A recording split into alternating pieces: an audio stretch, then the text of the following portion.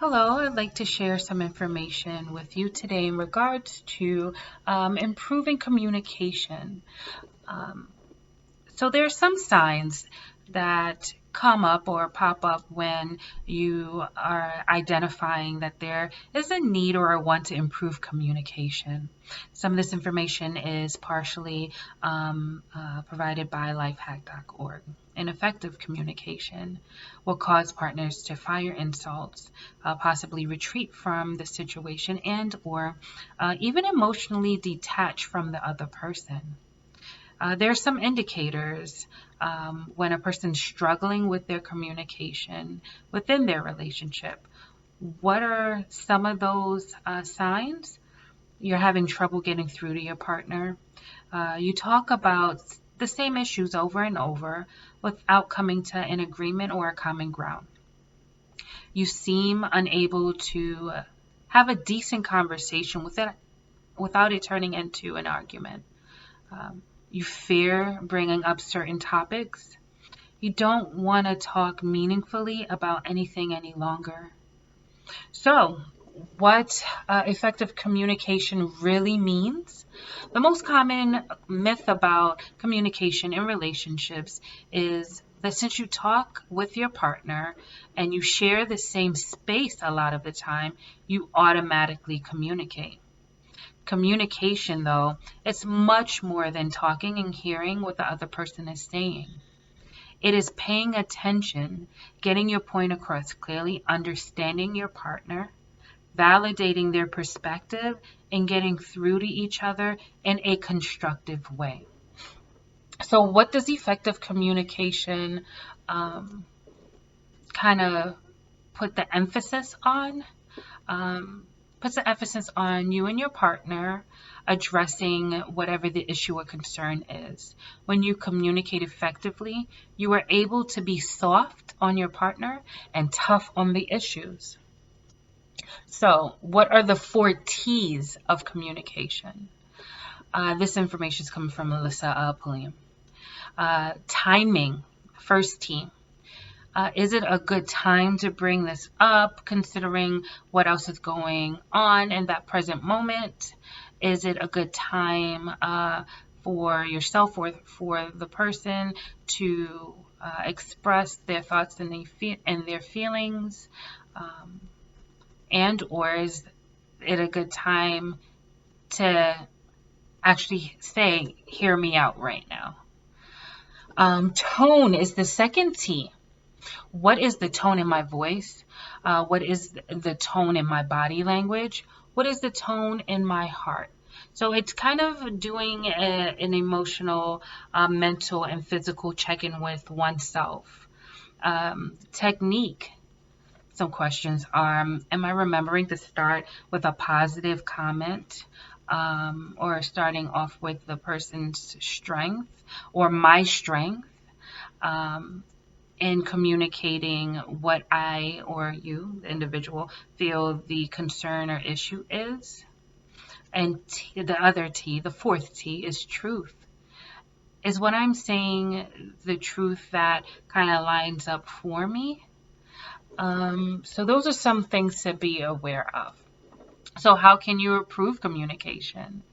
Communication will either strengthen or provide more clarity on the concerns that one may have. You can improve your communicative relationship with a couple of steps. Really just do it. Communicate. So the first strategy is as simple as that. Give it a try, speaking. Even when it seems tough, or not even at the right time. Um, it is important for a person, an individual, to convey their thoughts or feelings. Listening actively. One of our most critical aspects of communication is listening. Most times, communication between couples entails each partner trying to get their point across. Effective communication demands that you become a good listener. What is more, active listening is much more than just being quiet. Listening is a skill that calls for a person to develop a genuine interest in what your partner is saying. Being curious about your partner's point of view rather than anticipate every situation. So, active listening involves paying attention to what the other person is saying, tolerating your silence, paying attention to your partner's nonverbal communication, reflecting and paraphrasing what you feel your partner is saying. I hear you when you say that you feel angry when when such and such happens. Is that what you're saying? Rather than daydreaming and thinking about other things while your partner is talking, thinking of what your next response is going to be, judging what your partner is saying, listening with another objective other than to understand where your partner or the other person is coming from. So, how to master active listening? Pay attention to your nonverbal behavior. So, some things to pay attention to is the tone of voice, eye contact, your gestures, your posture, facial expressions, nodding, clenched jaw, rolling eyes.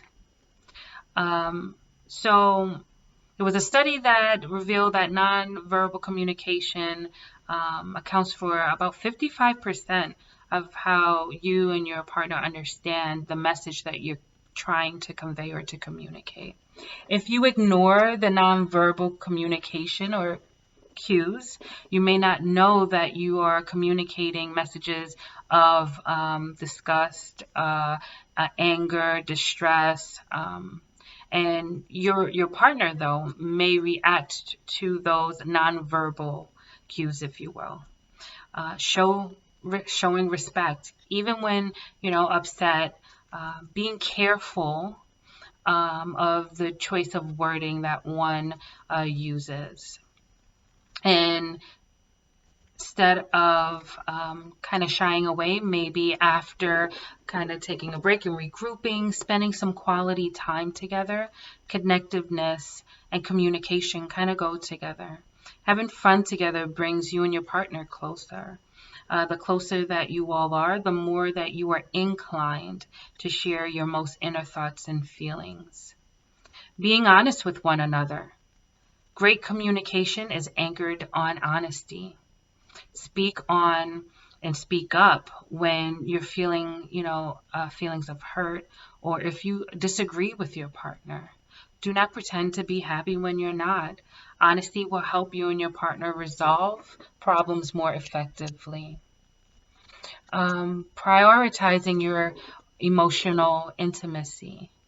That's really speaking to how you're feeling, whether those are feelings of hurt, great feelings, frustration, disappointment. Kind of prioritizing how you're feeling in that moment is very important. So I hope those were some tips that were able to assist you today, and I hope you have a good day. Thank you for joining.